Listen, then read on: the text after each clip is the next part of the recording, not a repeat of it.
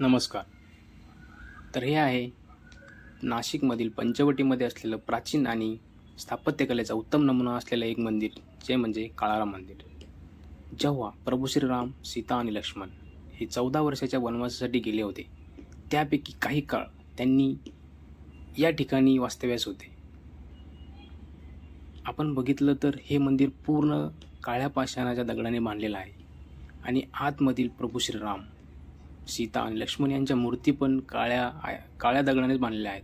त्यामुळे या मंदिराला काळाराम मंदिर असे नाव देण्यात आले आहे. हे मंदिर साधारणतः 1782 मध्ये रंगराव ओढेकर यांनी बांधलेले आहे. या ठिकाणी असे म्हणतात की लाकडी मंदिर होते. त्या ठिकाणी 1782 मध्ये ह्या काळ्या पाषाणाने हे मंदिर बांधलेलं आहे आणि याला साधारणतः 12 वर्ष पूर्ण करण्यासाठी लागले होते. आणि हेच जे ठिकाण आहे, ज्या ठिकाणी बाबासाहेब आंबेडकरांनी सत्याग्रह केला होता.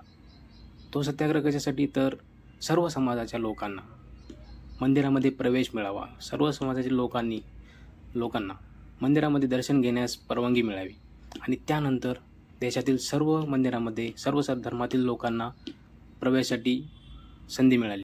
असेच नवीन व्हिडिओ बघण्यासाठी चॅनलला सबस्क्राईब करा. थँक्यू.